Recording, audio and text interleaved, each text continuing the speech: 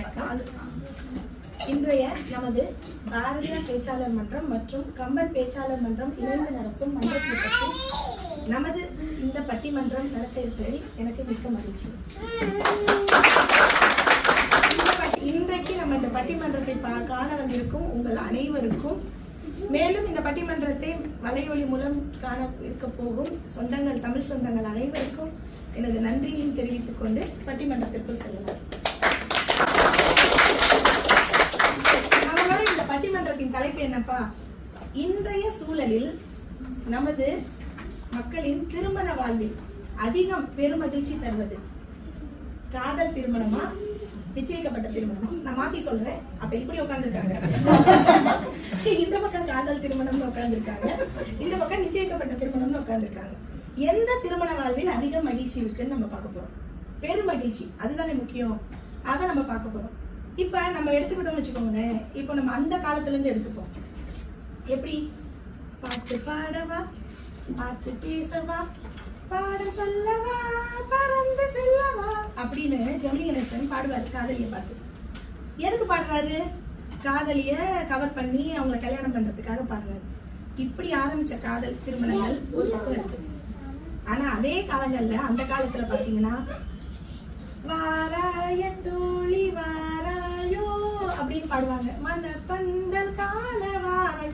அதுல சிவாஜி பாத்தீங்கன்னா, அவர் ஜெமினி கணேசனை பார்த்து சொல்றாரு, என் கண்ணையே உன்கிட்ட ஒப்படைக்கிறேன், அந்த கண்ணுல கண்ணீரையே பார்க்க கூடாது. அந்த மாதிரிதான் அந்த காலத்துல திருமணம் எல்லாம் நடந்துச்சு. எப்படின்னா, எனக்கு தெரிஞ்ச எங்க தாத்தா பாட்டி எல்லாம் சொல்லுவாங்கன்னு நினைக்கிறேன். நான்லாம் என் கணவரை பார்த்ததே இல்லை. குளிக்கத்தலை நிமிராம இவர் தான் மாப்பிள்ளைன்னு சொன்னாங்க, பக்கத்துல உட்கார வச்சாங்க, அப்படி இப்படி குத்த வச்சு உட்கார வச்சாங்க, உட்காந்தே தாலியை கட்டினாரு. அதுக்கப்புறம் அவர் முகத்தை நிமிர்ந்து பாக்குறதுக்கே பல மாதங்கள் ஆச்சுன்னு சொல்லுவாங்க.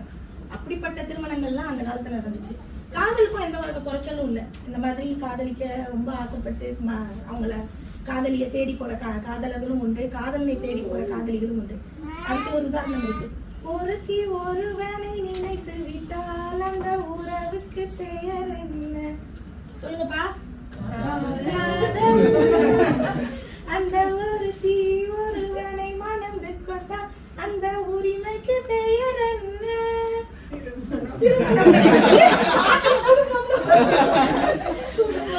அதுதான்.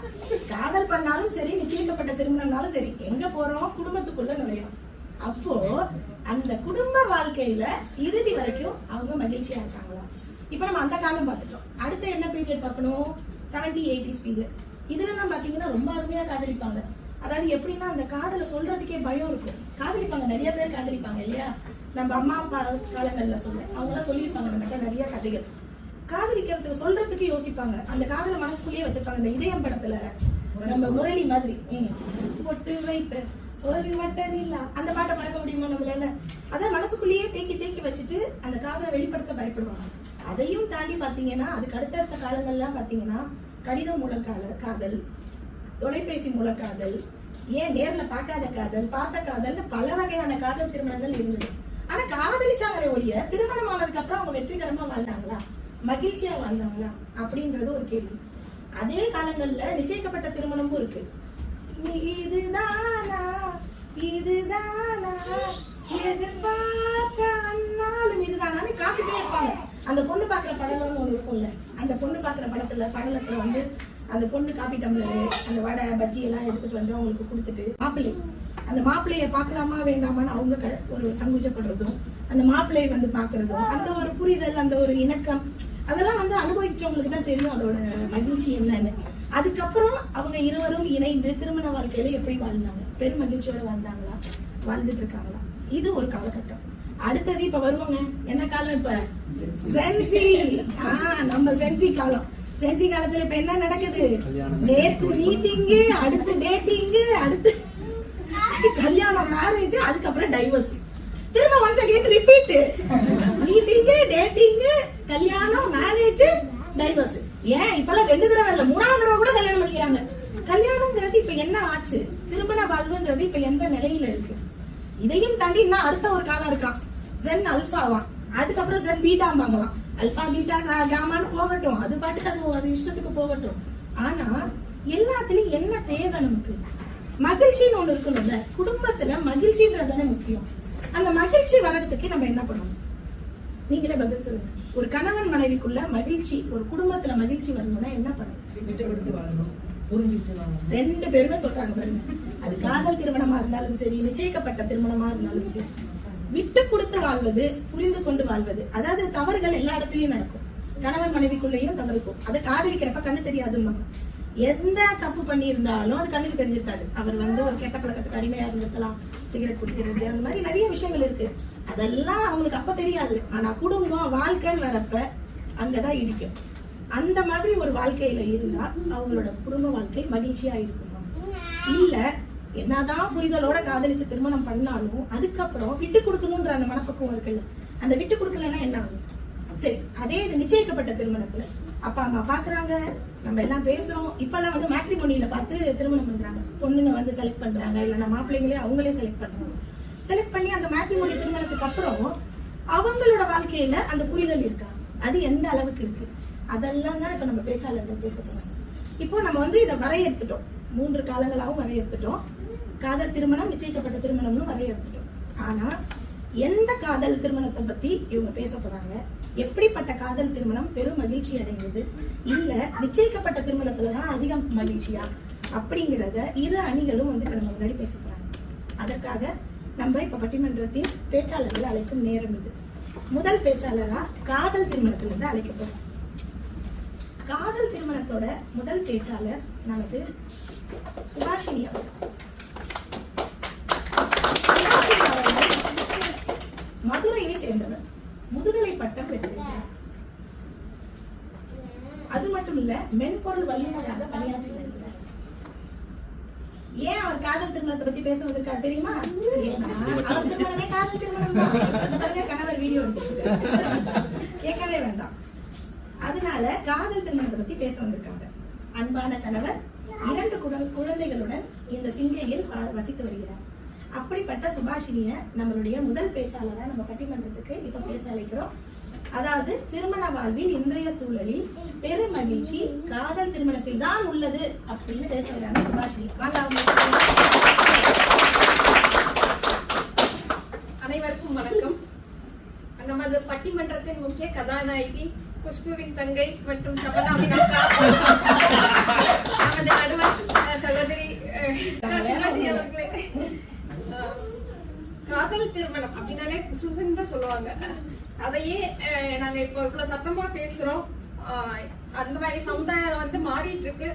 அந்த மாதிரி சமுதாயத்துல இருந்து காதல் திருமணம் பண்ணாதான் அது அதிக மகிழ்ச்சிக்கு வழிவகுக்கும் அப்படின்னு இங்க துணிச்சலோட பேச வந்திருக்கும் சக பேச்சாளர்களே. இது ஏப்ரல் மாசம் தான், இந்த மாசம் ஃபுல்லாவும் உருட்டலாம், பேச்சாளர்களை ஏமாத்தலாம் காத்திருக்கோம் அப்படின்னு சொல்லிட்டு எதிரணியில் அமர்ந்திருக்கும் பேச்சாளர்களே மற்றும் இங்க குழுமி இருக்கும் காதல் பறவைகளே, காதல் பிசாசுகளே, அனைவருக்கும் புத்தாண்டு வாழ்த்துக்கள். நடுவர் அவர்களே, இன்றைய திருமண வாழ்க்கை மகிழ்ச்சியா இருக்குன்னா என்ன தேவைன்னு நினைக்கிறீங்க? நான் கேட்ட கேள்வி அந்த வாழ்க்கை துணை நமக்கு ஏற்றவர்களா இருக்கணும் இல்லைங்களா? ஆமா, கண்டிப்பா.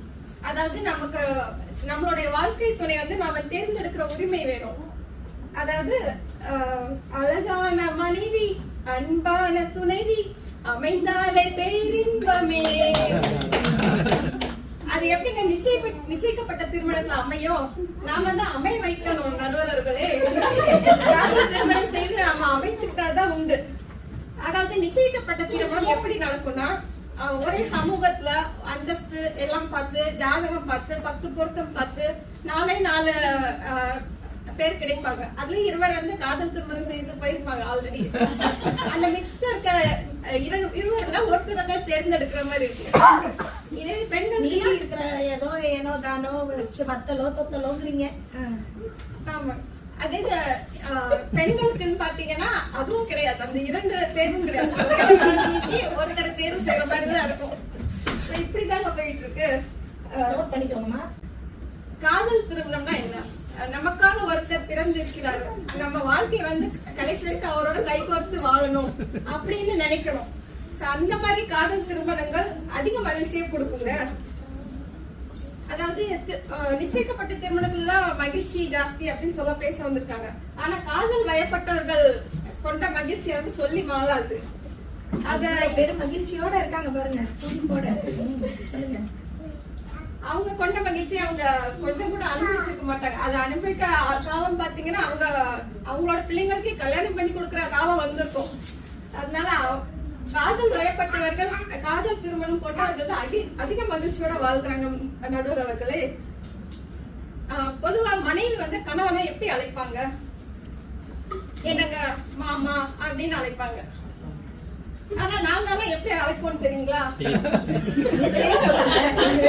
சொல்லுங்க. பேபி அப்படின்னு அழைப்போம். அப்படி செல்லமா பேபி குச்சிமா அப்படின்னு அழைப்போம். எங்களுக்கு ஏன்னா அந்த உரிமை இருக்கு. ஆரம்பத்துல இருந்தே நாங்க முன்னாடியே பழகி இருக்கோம். எப்படி இருப்பாங்கன்னு தெரியும்.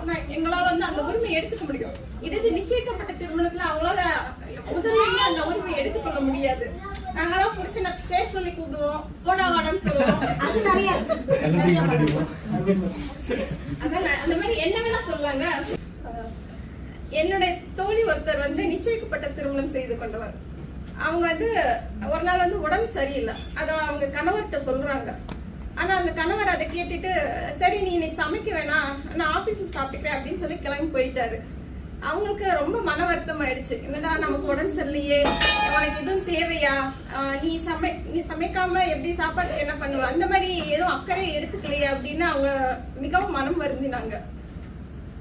அப்படி இருக்கு நிச்சயிக்கப்பட்ட திருமணம். இதே காதல் திருமணம்னா இந்த கணவரே இருந்து அவங்கள பாத்துக்கிறாங்க, அவங்களுக்கு வேண்டிய ஹெல்ப் பண்றாங்க, ஆஸ்பத்திரி கூட்டிட்டு போறாங்க, முடிஞ்சா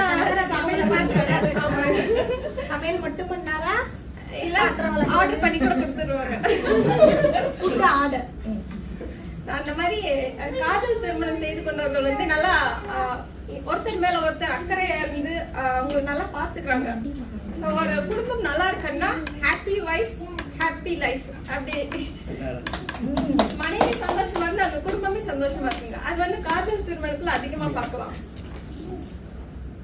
அடுத்து காதல் திருமணம் செய்தவர்கள் வந்து மிகவும் ரசனை மிக்கவர்கள். அவங்க சொல்லும் போது ஏன் அந்த சிரிப்பு? அவங்களுக்கு ரசனை மிகுதியா இருக்கும். அதனாலதான் அவங்க வாழ்க்கை துணையை தேர்ந்தெடுக்கிறாங்க. அவங்களுக்கு வாழ்க்கையை வாழ தெரியுது, எப்படி மகிழ்ச்சியா கொண்டு போகணும்னு தெரியுது. ஒவ்வொரு நினைவுகளையும் வந்து குறும்படமாவோ இல்ல காணொலியாவோ வலைத்தளங்கள்ல பதிவிடுறத நம்ம பாக்குறோம். அவங்களுக்கு வந்து வாழ்க்கை எப்படி கொண்டு போகணும், அவங்களோட நினைவுகளை வந்து அசை போடுறதுக்கு அவங்களுக்கு காலம் முழுக்க நிறைய நினைவுகளை சேர்த்து வச்சிருக்காங்க. அன்று காதல் பண்ணியது உன் கண்ணம் கிள்ளியது, இது எப்போதும் நிறமாறாமல் என் நெஞ்சில் நிற்கிறது. இந்த மாதிரி ரிலீஸ் எல்லாம் ஏகப்பட்டது பார்த்துருப்பீங்கன்னு நினைக்கிறேன். அது எல்லாமே பெரும்பாலான காதல் திருமணம் பண்ணவர்கள் தான். இதே நிச்சயிக்கப்பட்ட திருமணம்னா கணவரோட சேர்ந்து ஒரு புகைப்படம் கூட எடுக்க முடியாது. அப்படியே எடுத்தாலும் அதுல உருன்னு இருப்பாரு.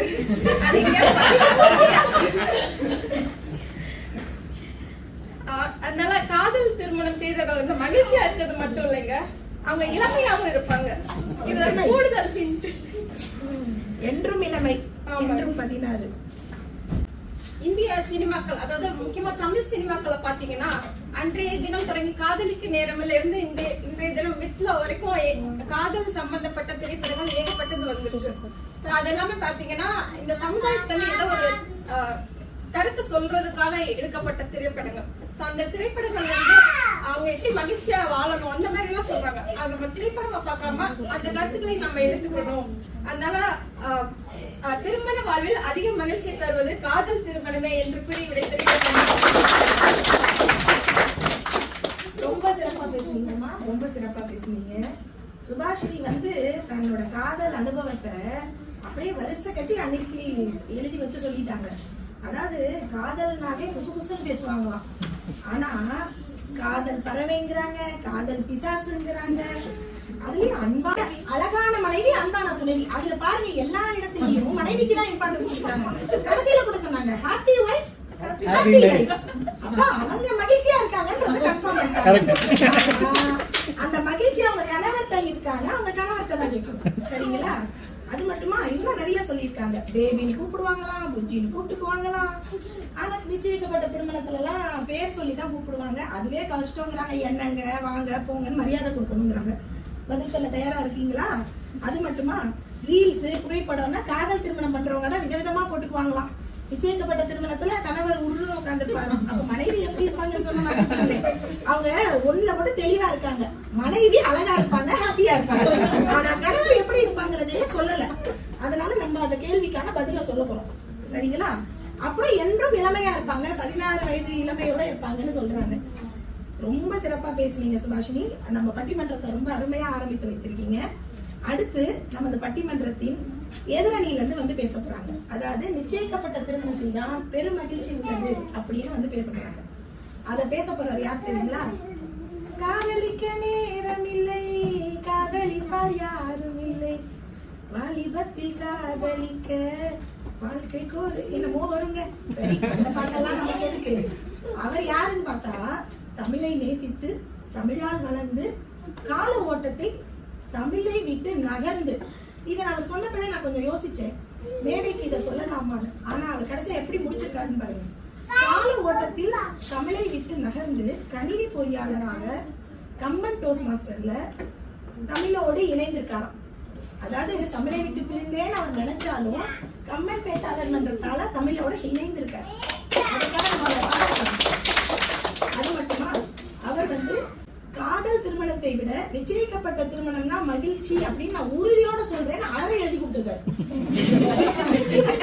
அவர் மேடையில வந்து சொல்றதுக்கு முன்னாடி என்கிட்ட எழுதி கொடுத்துட்டாரு. அப்படி வந்து உறுதியோட பேச போறாரு. நிச்சயிக்கப்பட்ட திருமணத்துல தாங்க பெரும் மகிழ்ச்சி இருக்கு, காதல் திருமணம் எல்லாம் சும்மா வெத்து வேட்டு அப்படின்னு சொல்ல போறாரு.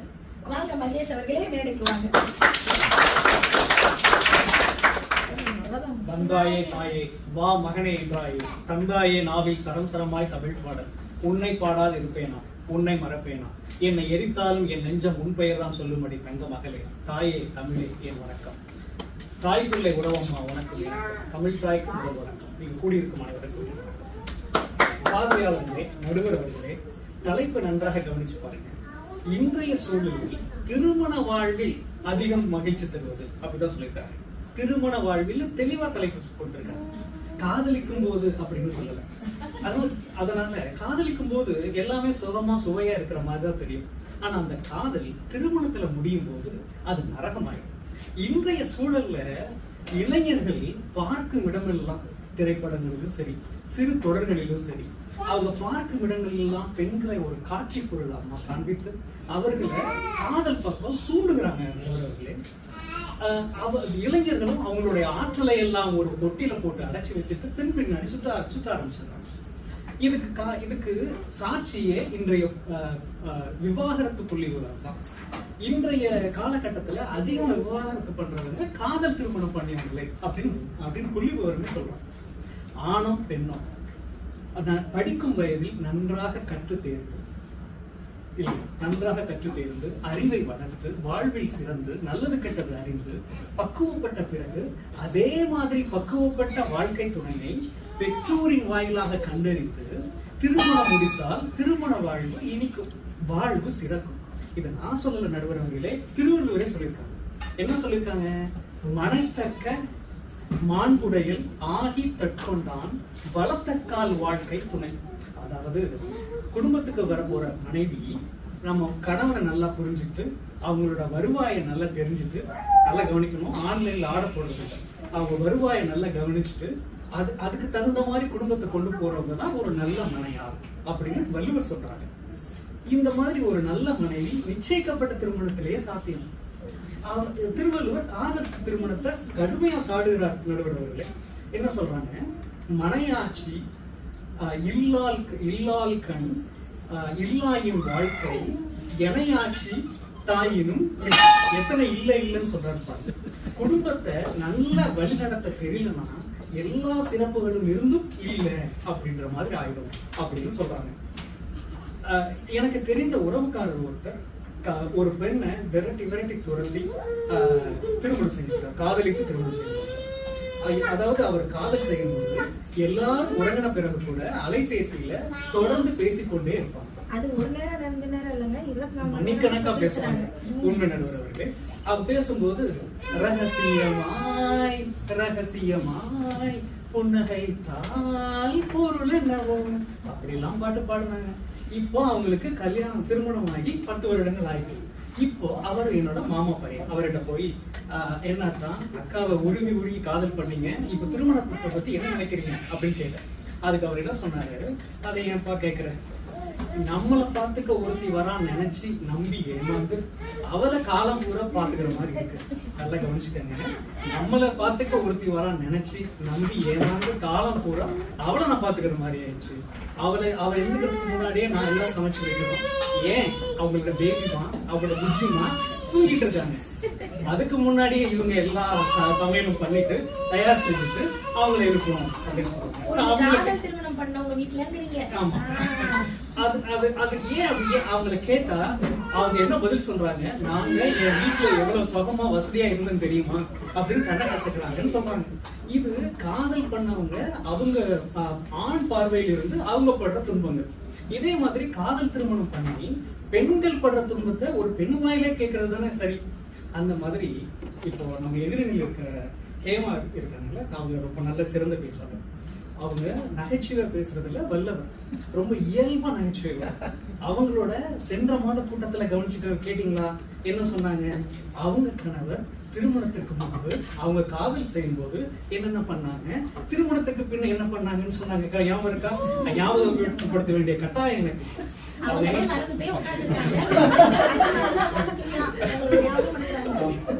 திருமணத்திற்கு முன் காதல் பண்ணும்போது அவர் தங்கமே நீங்க மணிக்கணக்கா பேச பேச நான் கேட்டுக்கிட்டே இருக்கணும் போல இருக்கு அப்படின்னு சொன்னவர், திருமணத்திற்கு அப்புறம் திருவாயை கொஞ்சம் மூடுறியா அப்படின்னு சொல்றாங்க.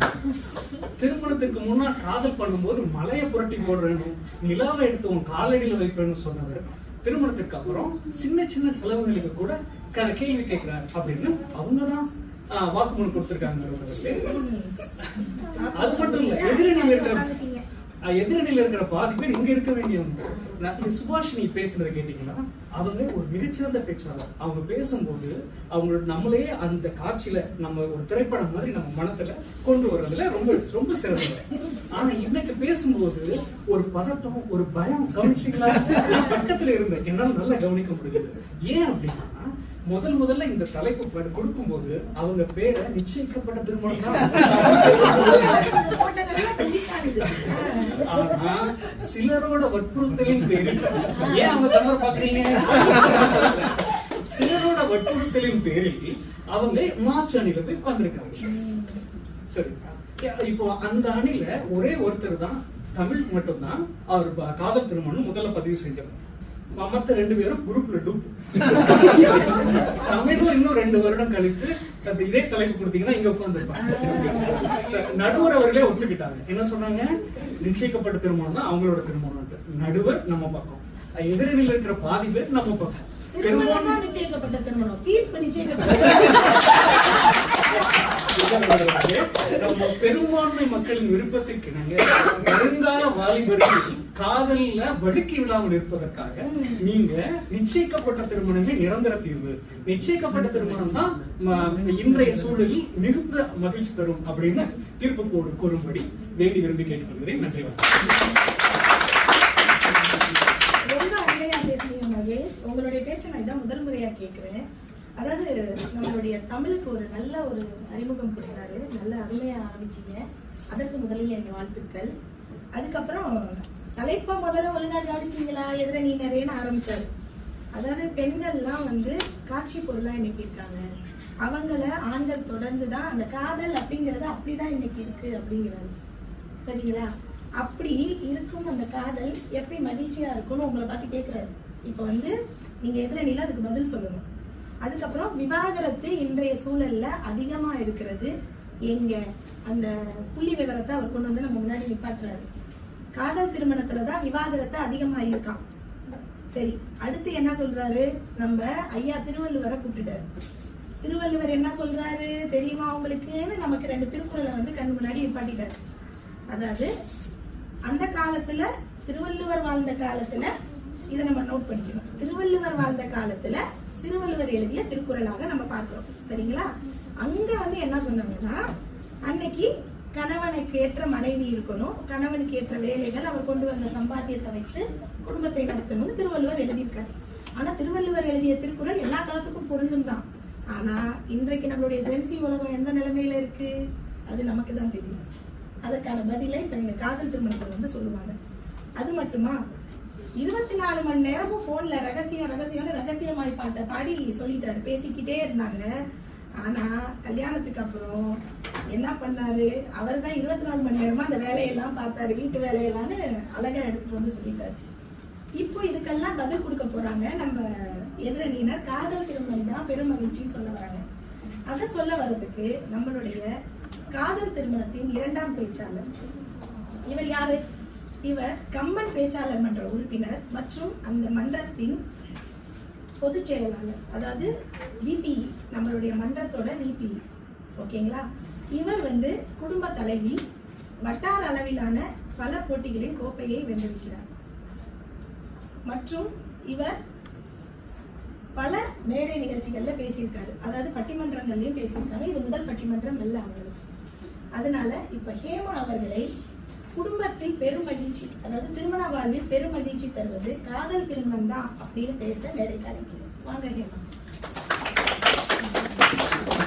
பெரியோர்களே, தாய்மார்களே, என் நெஞ்சில் குடியிருக்கும் தமிழ் மக்களே, காதல் செய்யும் இளையோர்களே, காதலித்து திருமணம் செய்து வாழ்வில் மிகவும் மகிழ்ச்சியாக இருக்கும் தம்பதிகளே, காதலிக்காமலே காதலை கடைசி வரை தேடி ஓடிக்கொண்டிருக்கும் எதிரணி உள்ளோரே, காதலில் தினம் தினம் மூழ்கி முத்தெடுக்கும் நம் நடுவர் அவர்களே, அனைவருக்கும் எனது மாலை வணக்கம்.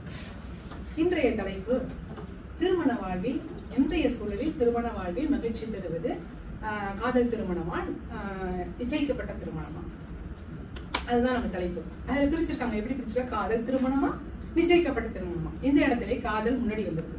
இப்போ காதல் திருமணம் தான் வாழ்க்கையில மகிழ்ச்சியை கொடுக்குது அப்படிங்கிறது இங்கே உறுதியாயிடுது இல்லையா? இப்ப காதல் அப்படின்னா பாரதியார் அழகான வரியில சொல்லியிருக்காரு, காதல் காதல் காதல் காதல் போயின் சாதல் சாதல் சாதல். காதல் மனித நேயம், காதல் சமத்துவம், காதல் தெய்வீகம்.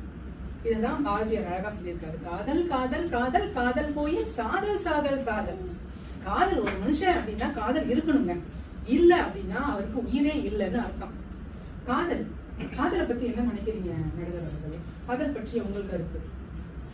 காதல் என்பது இருவருக்கும் உள்ள பரஸ்பர அன்பை தெரிவிக்கிறது. அழகா சொல்லிட்டீங்க.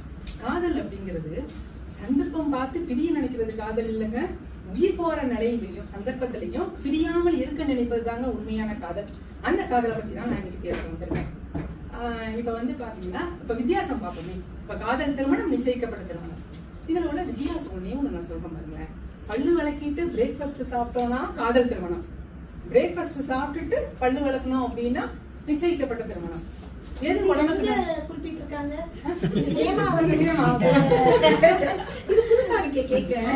பல்லு விளக்கிட்டு பிரேக்ஃபாஸ்ட் சாப்பிடுறது நல்லதா, இல்ல சாப்பிட்டுட்டு பல்லு விளக்குறது நல்லதா அப்படிங்கறது நீங்களே சொல்லுங்களேன். எது நல்லது?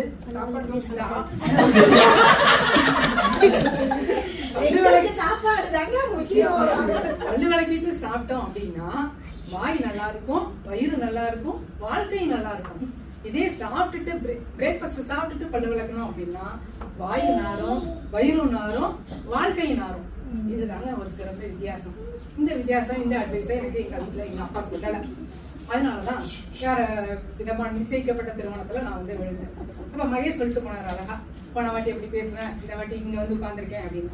அதுல பட்ட கஷ்டத்துலதான், காதல் திருமணத்துலதான் மகிழ்ச்சி அதிகம். உங்களுக்கான பதில் அதுல பட்ட அனுபவத்துலதான், அனுபவம் தானே வாழ்க்கை, அதுல பட்ட அனுபவத்துலதான் காதல் வாழ்க்கையில தான் மகிழ்ச்சி இருக்கு அப்படின்னு சொல்லி பேச வந்திருக்கேன்.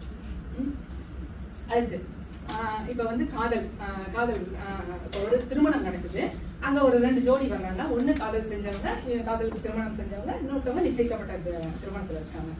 காதல் திருமணத்துல செஞ்சவங்க அந்த மண்டபத்துக்கு வரப்ப அந்த மண்டபம் ஃபுல்லா அவங்கள பார்த்துட்டே இருக்கும், வேடிக்கை பார்த்துட்டே இருக்கும். ஏன்னா அவங்களோட அப்பியரன்ஸ் அப்படி இருக்கும். என்ன பண்ணுவாங்க, ஒரே கலர்ல ட்ரெஸ் போடுவாங்க, ஒரே மாதிரி மேக்கப் பண்ணுவாங்க, 2 பேரும் போய் கை கொடுத்துட்டே சுத்துவாங்க. இது வந்து எப்படி இருக்கும், நல்லா பாக்குறதுக்கு அப்படி மகிழ்ச்சியா இருப்பாங்க, சந்தோஷமா சிரிச்சுட்டு இருப்பாங்க. அங்க ரொமான்ஸ் பண்ணுவாங்க, அதெல்லாம் பாக்குறதுக்கு நல்லா இருக்கும்.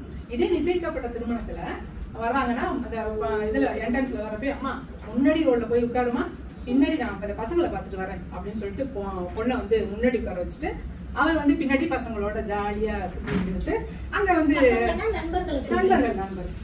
நண்பர்களோட நல்லா ஜாலியா பேசிட்டு இருந்துட்டு அங்க ஒரு ரூட்டி அடிச்சுட்டு இருப்பாங்கன்னு வச்சுக்கோங்க.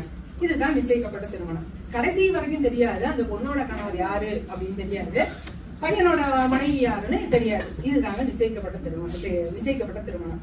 இதுல எது மகிழ்ச்சி கொடுக்கும்னு சொல்லுங்க நடுவரே, நீங்களே சொல்லுங்க நடுவரே. இல்ல நான் அந்த மாதிரி கல்யாணத்தை நேர்ல பார்த்தேன். நம்ம நடுவர்ல நம்ம தெளிவா இருக்கணும். அடுத்து கருத்து பரிமாற்றம், காதல் பரிமாற்றம். இப்ப காதல் திருமணம் பண்ணவங்களுக்கு எப்படி ஒரு பரிமாற்றம் இருக்கும் அப்படின்னா, லவ் யூ டி செல்லம், லவ் யூ டி புச்சி அப்படின்னு தினம் அவங்களோட காதலை சொல்லிக்கிட்டே இருப்பாங்க, அப்படித்தானே?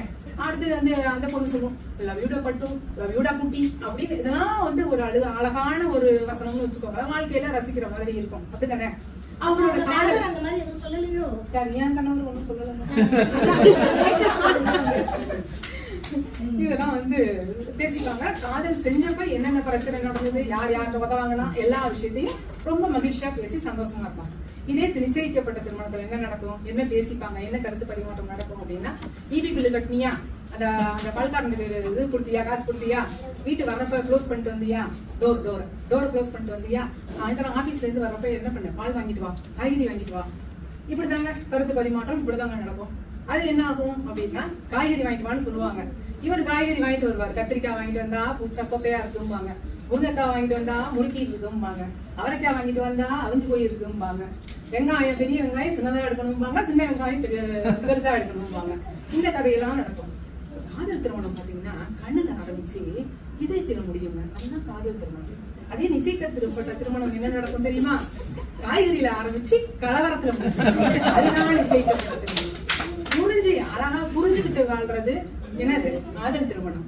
புரிஞ்சுக்காமலேயே கடைசி வரைக்கும் இதையேன்னு வாழ்றதுதான் நிச்சயிக்கப்பட்ட திருமணம். இப்படிதாங்க இந்த பரிமாற்றம், காதல் பரிமாற்றம் நடக்கும்.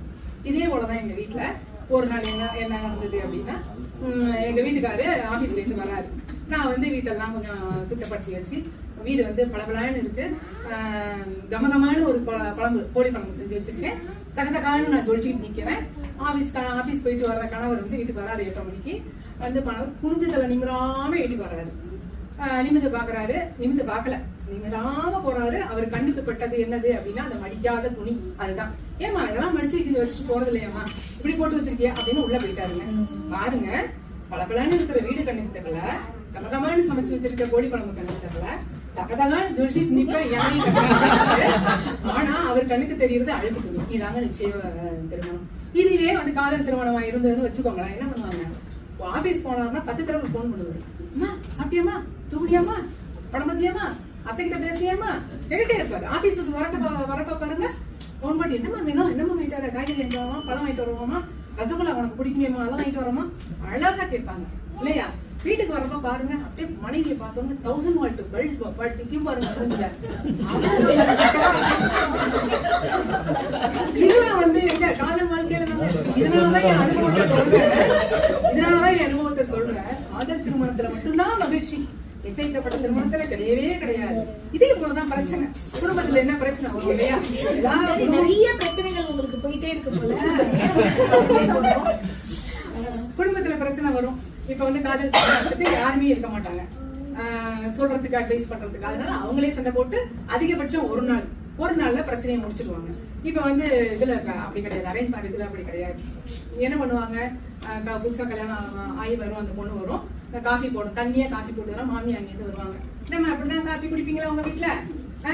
நாங்கெல்லாம் வந்து சூடா பாலை கறந்து பொலன்னு போட்டு அப்ப ஃபர்ஸ்ட் டிகாஷன்ல காஃபி போட்டு குடிப்போம். அதுதான் என் பையனுக்கு பிடிக்கும் அப்படிம்பாங்க. அங்கே ஒரு பிரச்சனை, அங்கே ஒரு பஞ்சாயத்து, அடுத்த பஞ்சாயத்து நடக்கும். சாம்பார்ல கொஞ்சம் உப்பு குறைஞ்சது, சாம்பார்ல கொஞ்சம் உப்பு குறைஞ்சதுன்னு வச்சுக்கோங்களேன். சாம்பார்ல கொஞ்சம் உப்பு குறைஞ்சதுன்னா நாத்தனா வருவாங்க. அங்க இது என்ன சொல்லுவாங்க, வந்து அம்மா என் தம்பி வாய்க்கு ருசியா சாப்பிடுறாங்க, அவனுக்கு கூடவும் கூடாது குறையவும் கூடாது அப்படின்னு சொல்லுவாங்க. இதே போலதான் ஒவ்வொருத்தவங்களா அடுத்தடுத்து வந்து பிரச்சனையை பெருசாக்குவாங்க, சின்ன பிரச்சனையை பெருசாக்கிடுவாங்க. இதனால அந்த பொண்ணு என்ன பண்ணுவாங்க, தண்ணி கொடுத்து அழைச்சிட்டு போய், என்ன பொலன்னு காப்பி குடிப்பியாம எங்க போட்டு கூட பொலன்னு இருக்கணுமாம உனக்கு தொட அப்படின்னு சொல்லி அது ஒரு பராப்படுத்தும். இதுதாங்க நடக்குது நிச்சயிக்கப்பட்ட திருமணம். இங்க எங்க சந்தோஷம் இருக்கு? காதல் திருமணம் தான் உண்மையிலேயே சந்தோஷமா மகிழ்ச்சியா வாழற வாழ்க்கை காதல் திருமணத்துல மட்டும்தான் இருக்கு. நிச்சயிக்கப்பட்ட திருமணம் செய்தாலும் காதல் திருமணம் தான் சிறந்ததுன்னு அப்படியே அடுக்கிக்கிட்டே போயிட்டாங்க. அவங்க சொன்னதுல நிறைய நான் கவனிச்சது ரெட்டை கிளவி வார்த்தைகளை ரொம்ப அழகா உபயோகித்திருக்காங்க. அதாவது தகன்னு அவங்க புடவை கட்டிட்டு வந்தாங்களா, கமகமன்னு கோழி குழம்பு வச்சாங்களா, கணவருக்கு அதெல்லாம் தெரியலையா, அழுக்கு துணி மட்டும்தான் மடிக்கல, அதான் துவைத்த துணி மடிக்கல, அதை கூஞ்சி கிடக்குங்கிறது மட்டும்தான் அவங்க கணவருக்கு தெரிஞ்சதான். அதாவது அனுபவத்துல சொல்றாங்க அவங்க நிச்சயிக்கப்பட்ட திருமணத்தின் அனுபவத்தினால காதல் திருமணம் தான் சிறப்பா இருக்கும்னு அவங்க நினைச்சிட்டு இருக்காங்க. நம்ம எல்லாரும் என்ன கவனிக்கணும்னா அவங்க அப்படி நினைச்சிட்டு இருக்காங்க. அப்ப காதல் திருமணம் பண்ணவங்கள்ட்ட தான் இப்ப கேட்கணும் எப்படி இருக்கு இப்ப திருமண வாழ்க்கை அப்படின்னு. அது மட்டுமா ரொம்ப சிறப்பா பேசுனீங்க. ஆனா ஒண்ணு மட்டும் எனக்கு தெரியல, இந்த அணியில 2 பெண் பேச்சாளர்கள் வந்தாங்க. 2 பேருமே லவ் பண்ண காதலர் வந்து புஜிமானு கூப்பிடுறாரு, பட்டுமானு கூப்பிடுறாரு. இவங்க இன்னும் சேர்த்துக்கிட்டாங்க, குட்டிமானு கூப்பிடுவாங்களா, லவ் யூடான்னு கூப்பிடா. ஆக மொத்தம் ஆண்கள் வந்து பெண்களை விதவிதமா கூப்பிடுவாங்கன்றத மட்டும் தெளிவா தெரிஞ்சு வச்சிருக்கீங்க. அதை விட எனக்கு ரொம்ப சிறப்பா ஒரு டவுட் வந்துச்சு. இந்த பல்லு விளக்கிட்டுக்காக பிரேக்ஃபாஸ்ட் நானே முதல்ல கன்ஃபியூஸ் ஆயிட்டேன். அதை நிச்சயிக்கப்பட்ட திருமணத்துக்கு சொல்றாங்களா காதல் திருமணத்துக்கு சொல்றாங்களா, எது ஆர்டர் படி வருதுன்னு எனக்கே புரியல. அதுக்கு பதில் நீங்க தான் கொடுக்கணும். அடுத்த நம்மளுடைய நிச்சயிக்கப்பட்ட திருமணம்னு சொல்ல போறவங்க தான் பதில் கொடுக்கணும். அது மட்டுமா, காய்கறியில ஆரம்பிச்சு கலவரத்துல போய் முடியுமா நிச்சயிக்கப்பட்ட திருமணம். ஆனா காதல் திருமணம் அப்படிலாம் இல்லையா, புரிஞ்சு வாழ்வாங்களாம், மகிழ்ந்து வாழ்வாங்களாம் அப்படின்னு அங்கிருந்து ஒருத்தர் ஏதோ சொல்றாரு. ஆனா முக்கியமா வந்து பாரதியாரோட இத கவிதையை கொண்டு வந்தீங்க, காதல் காதல் காதல் காதல் போயினும் சாதல் சாதல் சாதல். அது ரொம்ப குறிப்பிடத்தக்க ஒன்று. அதாவது உயிர் போற நிலையில வந்து துணை இருப்பது கணவர் அப்படிங்கிறத நீங்க குறிப்பா சொன்னீங்க. ஆனா அது காதல் செய்து திருமணம் பண்ண கணவரா நிச்சயிக்கப்பட்ட திருமணம் பண்ண கணவரான்னு நம்ம இறுதியில கண்டுபிடிப்போம். சரிங்களா? இப்போ இவங்களுக்கு பதில் சொல்ல நம்மளுடைய நிச்சயிக்கப்பட்ட திருமணம் தான் இன்றைய சூழலில் திருமண வாழ்வில் பெரும் மகிழ்ச்சி தரப்போகுதுன்னு பேச போறாங்க நம்ம இந்திரா அவர்கள். இந்திரா அவர்கள் கம்பன் பேச்சாளர் மன்றத்தின் தலைவர், கம்பன் பேச்சாளர் மன்றத்தின் உறுப்பினராக இருந்தால் தான் தலைவராக இருக்க முடியும். வட்டார அளவிலான மாவட்ட அளவிலான போட்டிகளில் பல கலந்திருக்கிறார். வட்டார அளவிலான போட்டிகளில் கோப்பையை வென்றவர்.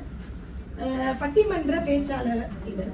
3 பட்டிமன்றங்களில் இது வரைக்கும் பேசியிருக்காங்க. இன்னும் வளர்ந்து கொண்டு வரும் பட்டிமன்ற பேச்சாளர். சிறந்த பேச்சாளராக விளங்க வேண்டும் என்பதுதான் அவருடைய கனவுன்னு அவங்க கொடுத்திருக்காங்க. அதுவே ஒரு சிறந்த விஷயம் இல்லையா? அப்படிப்பட்ட நமது பேச்சாளர் இந்திரா அவர்களை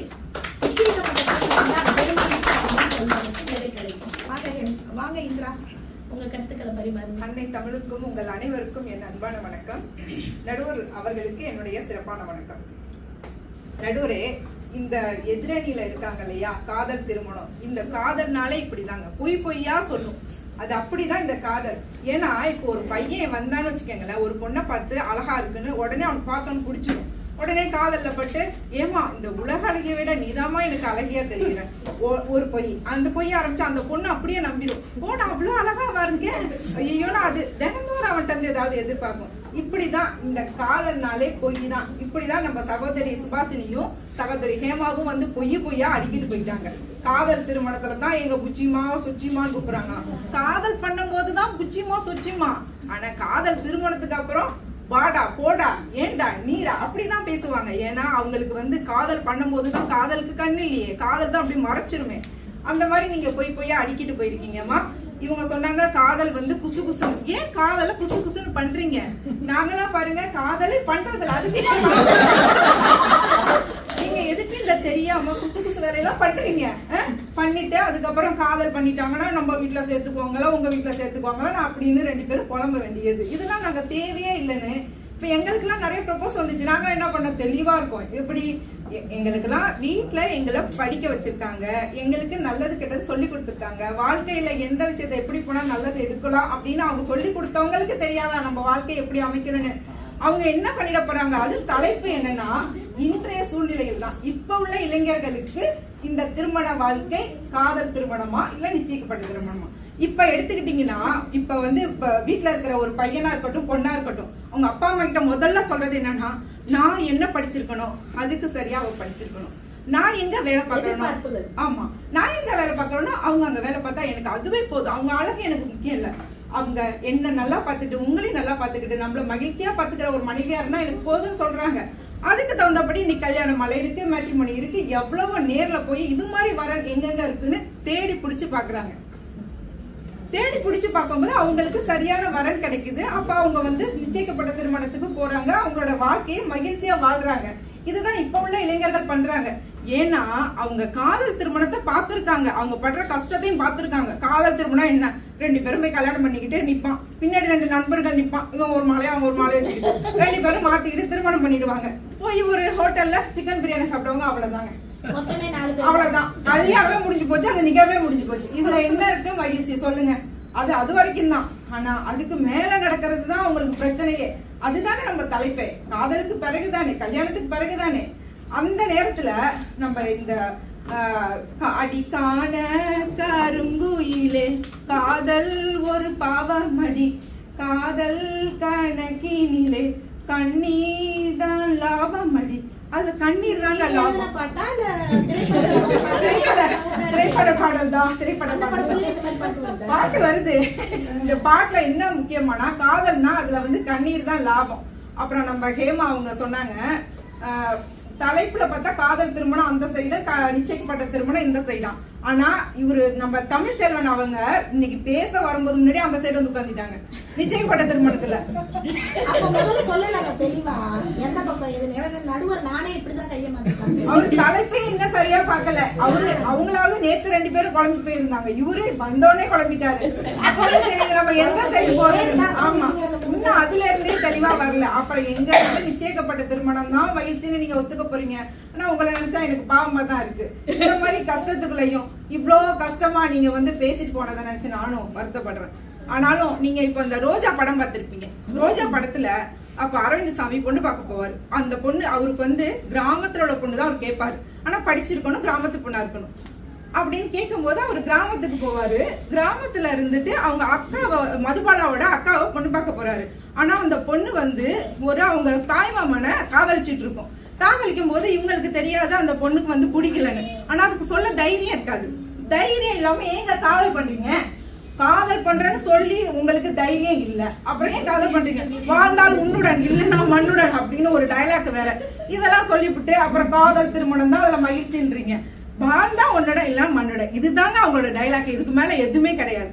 இப்படிதான் போயிட்டு இருக்கு காதல் திருமணம். ஆனா அந்த மதுபாலா வந்து பெரியவங்க அவங்க எல்லாம் என்ன சொன்னாங்கன்னா, நீங்க வந்து என்னோட சின்ன பொண்ணு இருக்கு, அவளை கல்யாணம் பண்ணிக்கங்க. ஏன்னா இந்த மாப்பிள்ளை ரொம்ப தங்கமான மாப்பிள்ளை.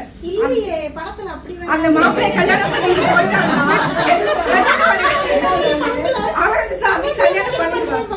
கல்யாணம் பண்ணி கொடுத்துறாங்க, தங்கச்சியை கல்யாணம் பண்ணி கொடுத்துறாங்க. அந்த பொண்ணு போயிடுது. ஆனா அவங்களுக்கு தெரியாது இது ஒரு புது இடம், இங்க எப்படி இருக்கணும் எதுவும் தெரியாது. அதனால அவங்க ஃபர்ஸ்ட் கொஞ்சம் அப்படிதான் இருக்காங்க. அப்புறம் அவங்க பெரியவங்க அறிவுரை சொல்லுவாங்க, குடும்பம்னா இப்படிதாமா இருக்கும், குடும்பம்னா இப்படிதான் இருக்கும், இந்த விஷயம் தப்பு இருக்கும், அதுல விட்டு கொடுக்கணும், அது சரியா எடுத்துக்கணும், நிறைய அறிவுரை சொன்னதுக்கு அப்புறமா அவங்க வந்து அப்புறம் அவங்க கணவனை எவ்வளவு வந்து அன்பு பண்ணுவாங்க. அது மாதிரிதான் ஒவ்வொரு பெண்களும் இன்னைக்கு வந்து அவங்க திருமணத்துக்கு பிறகு அன்பு கொடுத்துட்டு இருக்காங்க. இந்த மாதிரி நிச்சயிக்கப்பட்ட திருமணத்துலதான் அதிக மகிழ்ச்சியோட இன்றைய காலகட்டத்துல இருக்காங்க. ஏன்னா இளையவர்கள் ரோஜா படத்தை நிறைய 100 வாட்டி பார்த்திருக்காங்க.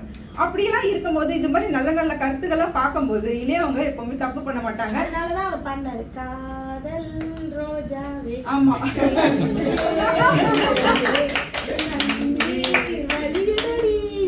அப்புறம் நம்ம இவங்க சுபாசினி அவங்க நீங்க கூட சொல்லுங்க, காதல் பிசாசு பறவை ரெண்டுமே. பிசாசுனா பேய் மாதிரி இருப்பீங்க, பறவைனா பறந்து போயிடுவீங்க. இது மாதிரி நீங்களே வந்து உங்களே தாழ்த்தி சொல்லும் போது அங்க எங்க மகிழ்ச்சி இருக்கும், அதை தாழ்த்தாதீங்க. அதே மாதிரி உங்களுக்கு வந்து ஃபுட்டை வந்து இன்னைக்கு ஆர்டர் போடுவீங்களாம். ஃபுட்டை ஆர்டர் போடுறது நல்லது இல்லம்மா. அது இந்த காலகட்டத்துல எல்லாரும் எப்படி டயட் ஃபாலோ பண்றதுன்னு இருக்காங்க இளையவர்கள். நம்ம எல்லாரும் நாளைக்கு வீட்டுக்கு சாப்பிட போறோம். அப்படி இருக்க நேரத்துல எனக்கு உடம்பு புரியலன்னா ஆர்டர் போட்டு கொடுக்க மாட்டாங்க, அப்படியெல்லாம் கொடுக்க மாட்டாங்க. அது கணவர் நிச்சயிக்கப்பட்ட திருமணத்துலாம் சொல்றீங்க. அவர் என்ன பண்ணுவாருன்னா, நீ சமைச்சு சாப்பிடுமா, வீட்டுல ஒரு கஞ்சி வச்சாலும் கூடி, அது வீட்டுல உண்ற உணவுனா அது ஆரோக்கியமான காதல். அதுதாங்க நாங்க சொல்ற மகிழ்ச்சின்னு. கடையில வாங்கி சாப்பிடனா அப்படிலாம் வாங்கி சாப்பிட்டா நாளைக்கு நம்ம ஹாஸ்பிட்டல்ல அந்த 200 வெளியே நம்ம கொடுக்கணும். அதுக்கு நம்ம வீட்டுல சமைச்சு சாப்பிடலாம். இது மாதிரி நீங்க வந்து அந்த காலத்துல சொன்னீங்க. நீங்க அந்த காலத்துக்கு போறீங்க. தலைப்பு இந்த காலத்துல அந்த காலத்துலதான் ரெண்டுத்துல ஒண்ணு தொட சொன்னாங்க. இந்த காலத்துல அப்படி தொட சொல்லல. உனக்கு என்ன வேணும்னு சொல்லு, நாங்க அது மாதிரி பாக்குறோம் அப்படிதான் சொல்றாங்க. அது மாதிரி பார்த்து இந்த காலத்துல நல்லபடியா மகிழ்ச்சியா நிச்சயிக்கப்பட்ட திருமணத்துல இருக்காங்க. வாய்ப்பளித்தமைக்கு நன்றி. சிறப்பாக பேசுறீர்கள் இந்திரா அவர்களே. ஆரம்பிக்கும் போதே சொல்லிட்டாங்க, உலக அழகிய விட நீதான் அப்படின்னு சொல்லுவாங்க, உருட்டுவாங்க, நம்பாதீங்க, பொய்யா சொல்லுவாங்க காதல் திருமணத்துல அப்படின்னு ஆரம்பிக்கும் போதே உங்களுக்கு ஃபயர் தான், பட்டாசு தான் வெடிச்சிட்டாங்க போங்க. அப்படியே பட்டாசு மாதிரி வரிசையா சொல்லி முடிச்சிட்டீங்க. அதாவது எதிர்பார்ப்புகள் வந்து நிறைய இருக்கும். அதாவது படிப்பு, வேலை, ஒரு திருமணத்துல எதிர்பார்ப்புகள் நிறைய இருக்கும். அதெல்லாம் நிச்சயிக்கப்பட்ட திருமணத்துல தான் நமக்கு நிறைவேறும். ஆனா காதல் திருமணத்துல யாரோ எங்கேயோ எப்படியோ பார்த்து காதலிச்சுட்டு அந்த நேரத்துல காதலை பண்ணிட்டு 4 பேரோட கல்யாணம் பண்ணிக்குவாங்க. அதுதான் நம்ம. அதை விட அவங்க முக்கியமா சொன்னது சிக்கன் பிரியாணி சாப்பிடுவாங்களாம் நிச்சயிக்கப்பட்ட கல்யாணத்துல. சிக்கன் பிரியாணி திருமணத்துல இல்ல நான் என்ன சொல்றேன்னா, நிச்சயிக்கப்பட்ட திருமணத்துல கல்யாணத்தன்னைக்கு பிரியாணி கிடையாதுல்ல, போடுவாங்க. உங்க ஊர்ல எல்லாம் போடுவாங்களா? சிறப்பு. அப்ப நிச்சயிக்கப்பட்ட திருமணத்திலயும் சிக்கன் பிரியாணி போடுறோம். ஆனா அவங்க ரொம்ப சீக்கிரமா 2 பேரோட முடிச்சிடுறாங்க. அவங்க அதை வீண் செலவா பாக்குறாங்க, நீங்க அதை ரொம்ப கஞ்சத்தனம் பண்றாங்கன்னு சொல்றீங்க. சரி, சிறப்பு. அது மட்டுமா, காதலை வந்து காணா கருமையிலேன்னு அந்த பாட்டை ஒரு வித்தியாசமான முறையில பாடினாங்க. அந்த பாட்டை நான் இப்பதான் முதல் முறையா கேட்கிறேன். ரொம்ப சிறப்பா இருந்துச்சு. காதல் ஒரு பாவமடி அப்படின்னு சொல்லுவாங்களாம். குழப்பத்திலேயே நீங்க வாழ்வீங்கன்னு சொல்றாங்க. சரி, ரோஜா படம் சொன்னாங்க, அதுல நானே குழம்பிட்டேன். அரவிந்த் சாமி வந்து யார தேர்ந்தெடுத்தார் அப்படின்னு. ஆனா அவங்க சொல்ல வர்றது கடைசியா என்னன்னா, காதல்னு நீங்க சொல்லிட்டு வாழ்ந்தால் உன்னுடன் இல்லையே மண்ணுடன் தான் நீங்க வாழ்றீங்க அப்படின்னு சொல்றாங்க. ஆனா நிச்சயிக்கப்பட்ட திருமணத்துல அப்படியா? அதே காதல் அந்த இந்த படத்துல, ரோஜா படத்துல அவங்க அம்மா அப்பாவோட அறிவுரை கேட்டு அவங்க அரவிந்த் சாமியை கல்யாணம் பண்ண மதுபாலா என்ன பண்ணாங்க, அவர் வந்து அவங்களுக்காகவே வாழ்ந்தாரு, அவங்க வந்து அன்பா வாழ்ந்தாங்க அப்படின்னு சொல்றாங்க. சோ கஞ்சி வச்சு குடிச்சாலும் நிச்சயிக்கப்பட்ட திருமணம் தான் சிறப்புன்னு சொல்லிட்டு போயிட்டாங்க. இதற்கு சரியான பதில் சொல்லணும். நம்மளுடைய காதல் திருமணம் தான் வாழ்வில், அதாவது திருமண வாழ்வில் பெருமகிழ்ச்சி தருவது அப்படின்னு வரப்போறவர் அடுத்தவர் யார் அப்படின்னு பார்த்தா, சிங்கப்பூர்ல 20 வருடங்களா வாழ்ந்து வருகிறார். உற்பத்தி துறையில் பொறியாளராக பணிபுரிகிறார். கவிதைகள் எழுதுவது, புத்தகங்கள் வாசிப்பது, தன்னை தமிழோடு இணைத்துக் கொள்வது என்று எப்பயுமே தமிழ் மேல் உள்ள காதலினால், அதெல்லாம் நம்ம நோட் பண்ணிக்கணும், தமிழ் மேல் உள்ள காதலினால் கர்வத்தினாலும் தமிழ் இலக்கியங்கள், இதிகாசங்கள், புராணங்கள் இதெல்லாமே கவிதை வடிவிலும் கதை வடிவிலும் சொல்வதை அவர் வந்து ஒரு யூடியூப் சேனல்ல செய்து கொண்டு வருகிறார். அதற்கு நம்ம ரொம்ப பாராட்டோம். அது மட்டும் இல்ல, அவர் ஒரு வாரியார் மன்ற உறுப்பினர், சிறந்த பேச்சாளர். இப்பொழுது காதல் திருமணமே, அதாவது திருமண வாழ்வில் அதிக மகிழ்ச்சி தருவது அப்படின்னு சொல்ல அந்த அணியிலிருந்து இறுதி பேச்சாளராக, அதாவது நிறைவு பேச்சாளராக அந்த அணிக்காக வந்து பேச போறாரு. தன்னுடைய கருத்துக்களை கூற வருகிறார். அவரை வரவேற்போம் மேடை. அரங்கத்தை அலங்கரித்துக் கொண்டிருக்கும் அத்தனை நல்லுள்ளங்களுக்கும் எனது இனிய வணக்கம். இன்றைய சூழல்ல வந்து மகிழ்ச்சியாக இருக்கணும் அப்படின்னா முதல்ல வந்து மற்றவங்களை பார்க்காம நம்மளை பார்க்கணும். நீங்க இந்த இப்ப பேசுறதுல பாத்தீங்கன்னா நடுவர்களே, அவங்க 2 பேரும் எங்களை குறை சொல்றதுலே இருந்திருக்காங்க. காதல் அது இருக்குது இது இருக்குது அப்படின்னே சொல்லிட்டு இருந்தாங்க. ஆனா இந்த 2 தங்கங்களை பாருங்க, நாங்க எங்க வாழ்க்கையில சந்தோஷமா தான் இருக்கிறோம், மற்றவங்களை பார்க்கவே இல்லை. இவங்க 2 பேரும் நாங்க எப்படி மகிழ்ச்சியா இருக்கோம்னு சொன்னாங்களே தவிர்த்து நிச்சயிக்கப்பட்ட திருமணத்தை பத்தி எதுவும் சொல்லல. ஆனா அவங்க வாழ்க்கையில நிச்சயிக்கப்பட்ட திருமணத்துல ஏதாவது சந்தோஷமான நிகழ்ச்சி சொன்னாங்களா? ஒண்ணுமே பாருங்க, இதுலயே இவ்வளவு குறை கண்டுபிடிக்கிறாங்களே. அப்ப அந்த நிச்சயிக்கப்பட்ட திருமணம் இப்படித்தான் குறைகளை சுட்டி காட்டும் ஒரு திருமணமாகத்தான் இருக்கும். அப்ப அங்க மகிழ்ச்சிக்கு இடமே கிடையாது நடுவரத்துல. அப்புறம் மகேஷ் அவர் சொன்னாரு, இந்த மாதிரி வந்து காதலிக்கும் போது நல்லா இருக்கும், அப்புறமா அது நரகமா மாறிடும் அப்படின்னு சொல்லிட்டு. உண்மைதான், நரகம் தான். அப்போ நாங்க என்ன பண்ணுவோம் தெரியுமா, அழகான ராட்சசியே, அந்த நரகத்திலையும் இருப்பவள ராட்சசியா நாங்க ரசிப்போம் அப்படின்றது தான். அப்ப ரசிக்கும் போது அங்க மகிழ்ச்சி இருக்குமா இல்லையா நடுவர்களே? கண்டிப்பா இருக்கும்ல. அதுக்கப்புறம் வந்து அவங்க சொன்னாங்க, இந்திரா மேடம் சொன்னாங்க வந்து நிறைய பொய் அப்படின்றாங்க. 1000 பொய்யை சொல்லி ஒரு கல்யாணத்தை பண்ணு யார் சொன்னது? நிச்சயிக்கப்பட்ட திருமணத்துல சொல்லியிருக்கிறாங்க. நாங்க ஏதோ எங்க வருங்கால மனைவியை எக்ஸ்பிரஸ் பண்றதாக சின்ன சின்ன பொய் சொல்லுவோம். ஆனா அவங்க எவ்வளவு பெரிய பொய்யெல்லாம் சொல்லிட்டு இருக்காங்க பாருங்க. 1000 பொய்யை சொல்லுவாங்க. அந்த பொய், எதிர்பார்ப்பு இதெல்லாம் தெரிஞ்சுக்கிறதுக்குள்ளார அந்த நிச்சயிக்கப்பட்ட திருமணத்துல பாதி வாழ்க்கை முடிஞ்சு போயிடும். அப்புறம் எங்க அங்க மகிழ்ச்சி இருக்க போறது? ஆனா இந்த காதல் திருமணத்துல எதுவுமே எதிர்பார்க்க மாட்டாங்க. இந்த காதல் மனிதன் கண்டுபிடிச்சதுலேயே ரெண்டே 2 உருப்படியான விஷயம் என்ன தெரியுங்களா? ஒண்ணு மனசு, இன்னும் அதுல மலர்ற காதல். அந்த காதல் வந்து ஒருத்தனை எப்படி எல்லாம் மாத்துது. அது ஒருத்தனாவும் இருக்கலாம், ஒருத்தியாவும் இருக்கலாம். அவங்கள முதல்ல ரசனைக்கு கொண்டு வருது, ரசிக்கும்படியான ஒரு கவிஞர்களா மாத்துது. அதனாலதான் எங்களுக்கு நரகமும் சொர்க்கம் மாதிரி எங்களுக்கு தெரியுது. அவங்களுக்கு ரசனையே இல்லாதவர்கள் நான் நினைக்கிறேன். அதுக்கப்புறம் பாத்தீங்கன்னா இந்த ஒரு காதலியோட சொல்றாங்கல்ல, ஹலோ சாப்பிட்டியா, அப்புறம் என்ன சாப்பிட்ட, இந்த மாதிரியான விஷயங்களை பொறுமையா கையாண்டு பொறுமைசாலியா ஒரு பக்குவப்படணும். நாங்க இந்த காதல்களை பக்குவப்படுத்துது, பொறுமைசாலியா இருக்குது. அடுத்து நாங்க காதலிச்சோம், நாங்க கல்யாணம் பண்றோம்னு எங்களுக்கு ஒரு சுதந்திரத்தை கொடுக்குது. அந்த முடிவு தவறான அதை சரி பண்றதும் நாங்களே சரி பண்ணிக்குவோம். எங்களுக்கு ஒரு பலமான பக்குவத்தை கொடுக்குது. அப்ப வந்து இந்த பக்குவம் இதெல்லாம் வந்து நாங்க மகிழ்ச்சியா தான் எடுத்துக்கிறோம். எங்களுக்கு பிடிக்கல, நாங்க ஒதுங்கி போறதில்லை. மகிழ்ச்சியா எடுத்து காதல் திருமணத்தை ஜெயிக்க வச்சு நாங்க வந்து ஒரு சமுதாயத்துல இன்னைக்கு காதல் திருமணம் பண்ணாலும் எத்தனையோ குடும்பங்கள் திரும்பி அவங்களோட சேர்ந்துதான் இருக்கு. யாரும் ஒதுக்கி வச்சிடல. ஏன்னா நாங்க நல்லா வாழ்ந்து காட்டுறோம், சாதிக்கிறோம். அதுதாங்க நிச்சயிக்கப்பட்ட திருமணம். எப்படி தெரியுங்களா? பயோடேட்டா பார்த்து, ப்ரொஃபைல் பார்த்து மேட்ச் பண்ணிடுவாங்க. ஆனா காதல் திருமணம் ஹார்ட் பீட்டை பார்த்து மேட்ச் பண்றோம். அப்ப என்னங்க மகிழ்ச்சியோட ஆரம்ப புள்ளி அது. இப்ப நீங்க ஆரம்பிக்க முன்னாடி சொன்னீங்க, என்ன சொன்னீங்கன்னா, பார்த்தோம், பிடிச்சு போச்சு, கல்யாணம் பண்ணணும்னு சொன்னீங்க. ஆனா காதல் திருமணத்துல பிடிச்சதுனாலதான் நாங்க பார்க்கவே ஆரம்பிப்போம். அது மகிழ்ச்சியை கொண்டு போய் எங்களுக்கு சேர்க்கும். திருக்குறள் நிறைய சொன்னார் அவர் வந்து, மகேஷ் அவர்கள் வந்து கணவன் வருவாய்க்கு ஏற்ற மாதிரி தான் வந்து ஒரு மனைவி இருக்கணும் அப்படின்னு சொல்லிட்டு. அப்ப கணவன் பயந்து இருப்பாங்க. அங்க வந்து என்ன, அவங்க தியாகம் பண்ணிக்கிறாங்க. தியாகம் பண்ற இடத்துல எங்க மகிழ்ச்சி இருக்க போகுது? அதே திருவள்ளுவர் என்ன சொல்றாருன்னா, அன்போடு இயந்த வழக்கென்ப ஆருயிர்க்கு என்போடு இயந்த தொடர்பு அப்படின்றாரு. அதாவது உயிருக்கு உடல் எவ்வளவு முக்கியமோ அது போலதான் வாழ்க்கைக்கு அன்பும் காதலும் முக்கியம்னு சொல்றாரு. அப்ப அந்த காதலும் அன்பும் எங்க இருக்கோ அங்க அதிகமான மகிழ்ச்சி இருக்குது. ஒரு கதை சொல்றேன் நடுவர்களே. நீங்க வந்து காய்கறி கடைக்கு போறீங்க, 1 கிலோ தக்காளி வாங்குறீங்க. என்ன பண்றீங்க? அவர் என்ன பண்றாரு? கடைக்காரர் எடுத்து போட்டு பைக்கில் போட்டு கொடுக்குறாரு. நீங்க உடனே சந்தோஷமா வாங்கிடுவீங்களா? ஐயோ இதுல அழுகுனது இருக்குமா, காயா இருக்குமா அப்படின்னு 1000 சந்தேகம் வரும். ஏதோ அவசரத்துல வாங்கிட்டீங்க, போயிட்டே இருக்கிறீங்க. அதை போய் சமைக்கிற வரைக்கும் உங்களால நிம்மதியா இருக்க முடியாது. இதுதான் நிச்சயிக்கப்பட்ட திருமணம். இருக்கிறத எடுத்து வித்துருவாங்க.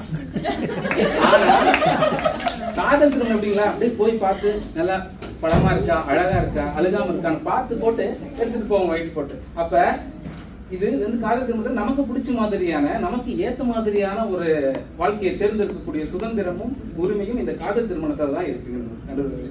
அது போல இன்னொன்னு சொல்லணும், முக்கியமான விஷயங்கள் வந்து இந்த நிச்சயிக்கப்பட்ட திருமணத்துல பாத்தீங்கன்னா, கல்யாணம் வரைக்கும் 2 குடும்பமும் ஒன்னா இருப்பாங்க.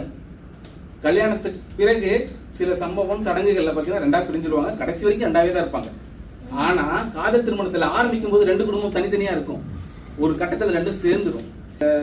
மணமகனுக்கு 2 குடும்பம் ஆயிடும், மணமகளுக்கு 2 குடும்பம் ஆயிடும். எல்லாருமே அம்மா அப்பான்னு சொல்லி ஒரு ஒற்றுமையா இருக்கக்கூடியது வந்து பாத்தீங்கன்னா காதல் திருமணத்துல மட்டும்தான் நடக்க முடியும்.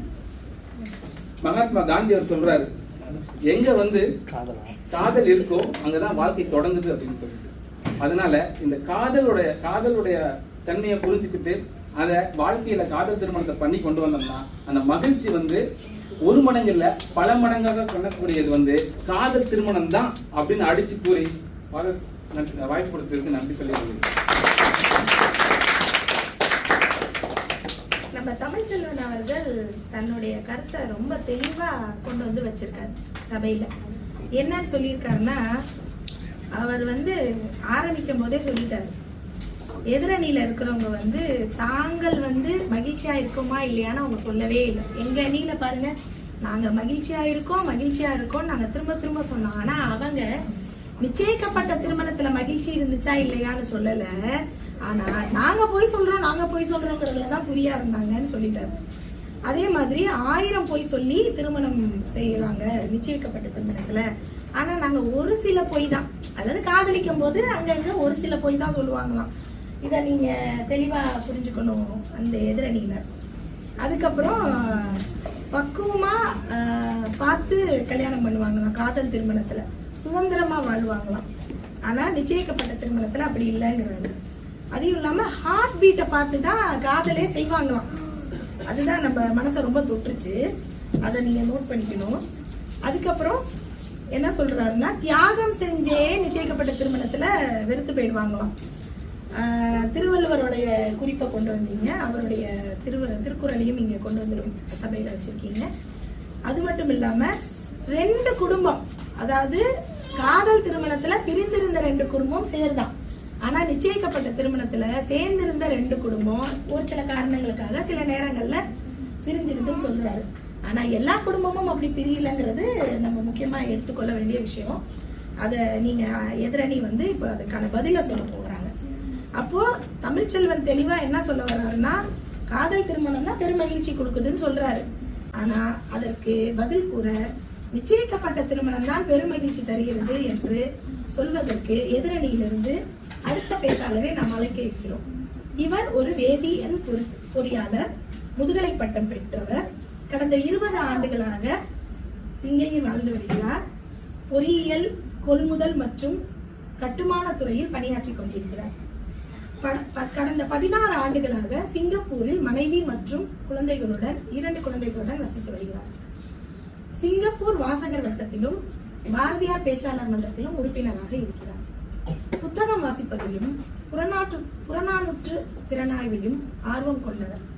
அதுலயும் குறிப்பா கடைசியில ஒண்ணு கொடுத்திருக்காரு, ரஜினி ரசிகரா. எல்லாரும் கை தட்டி, ஏன்னா நானும் ரஜினி ரசிகர். இது தீர்ப்பு கிடையாது. அவரை மேடைக்கு அழைப்போம். வாங்க மாமன்னன், உங்க கருத்துக்களை எங்களுடன் பகிருங்கள். அனைவருக்கும் வணக்கம். ஒளி வீசும் வெண்திங்களை போல சுடர்விட்டு பிரகாசமாய் அமர்ந்திருக்கும் எங்கள் பாசத்துக்குரிய நடுவர் அவர்களே, உங்களுக்கு என்னுடைய பணிவான வணக்கங்கள்.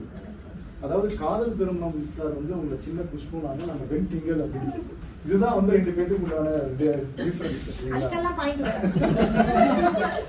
எல்லாரும் மேட்ரிமோனி ஏதோ ஒரு பெரிய தவறு போல பேசிக்கிறாங்க. மேட்ரிமோனி அப்படின்றது ஒரு நவீன சுயம்பரம்.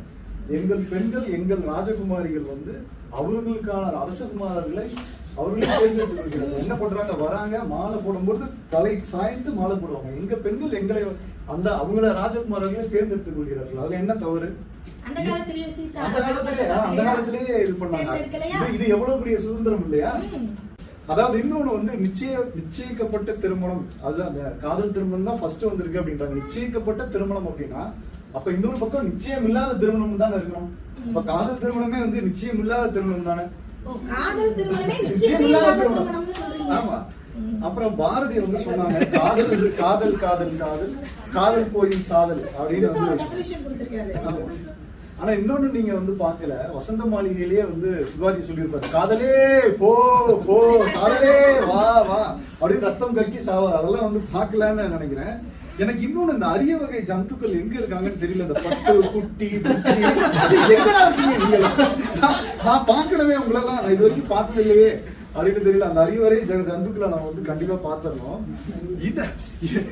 இன்னொன்னு வந்து கண்களில் ஆரம்பித்து இதயத்தில் முடிகிறது அப்படின்றாங்க. கண்களுக்கு கீழே வாயுன்னு ஒண்ணு இருக்கு, இதயத்துக்கு கீழே வயிறுன்னு ஒண்ணு இருக்கு. காய்கறி தான் அது 2த்துக்கும் சரிப்பட்டு வரும். மனசோ காதலோ அதுக்கு வந்து.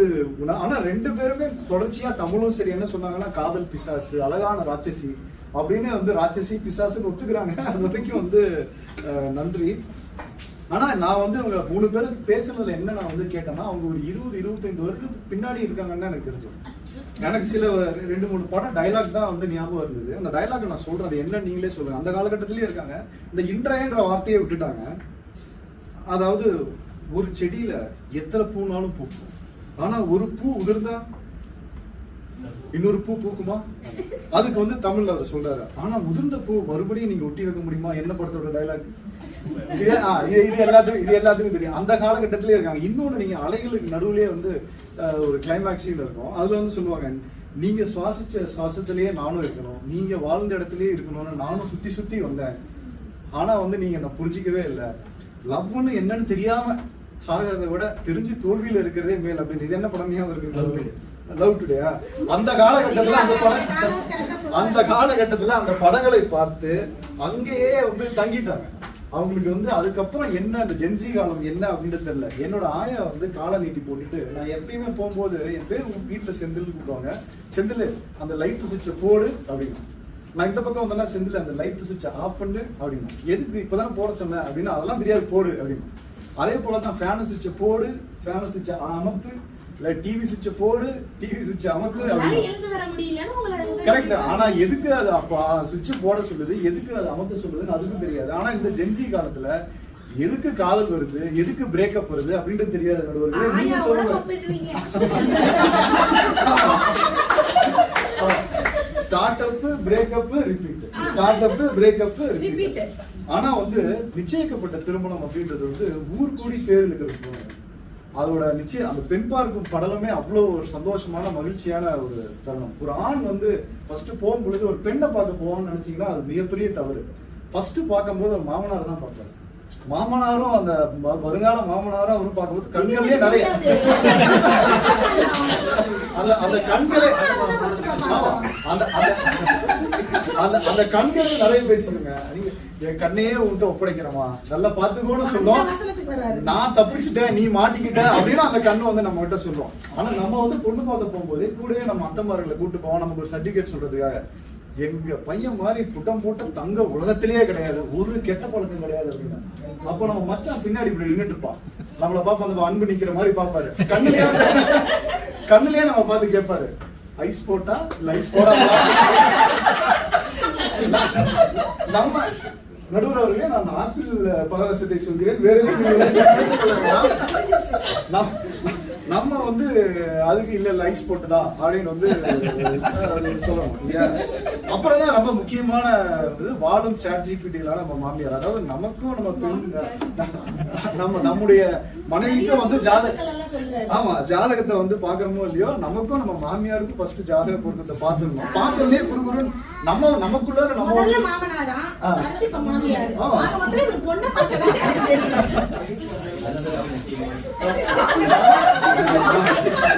நமக்குள்ள வந்து நம்ம ஒரு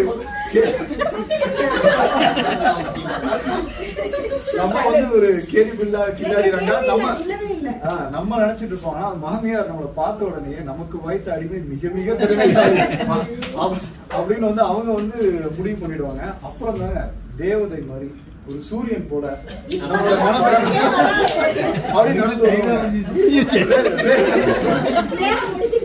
ஒரு ரெஸ்டிங் வாக் அப்படி வரும்பொழுது ஒவ்வொரு அடிக்கும் பாத்தீங்கன்னா ஒரு 10 ஹார்ட் பீட் இன்க்ரீஸ் ஆகுங்க. 80, 90, 100 நம்ம அருகில் வரும்பொழுது நமக்கு அப்படியே ஒரே பெரிய வெளிச்சமாகி ஒரு உலகத்துக்கு மேல போய் ஒரு 1000 ஒரு ஹார்ட்டின் எமோஜிகள் பறக்கிற மாதிரி இருக்கும். நேரம் ஆயிட்டு கடைசியா ஒண்ணு மட்டும் சொல்லி முடிச்சிடறேன். உங்க எல்லாத்துக்கும் தெரியும் 96 ஜானு பத்தி இருக்கு, நம்ம அமோக்கியோட தான் இருக்காங்க. அவங்க ரொம்ப நிம்மதியா இருக்காங்க, சந்தோஷமா இருக்காங்க. ஆனா ராம் என்ன பண்றாரு, அவர் ஊரெல்லாம் சுத்தி பண்ணு மானங்களுக்கு கொடுத்துட்டு இருக்காரு. நீங்க நிம்மதியா சந்தோஷமா ஜானு மாதிரி இருக்கணுமா, இல்ல ஊரெல்லாம் சுத்தி ராம் மாதிரி இருக்கணுமா அப்படின்றத முடிவு பண்ணிக்கோங்க.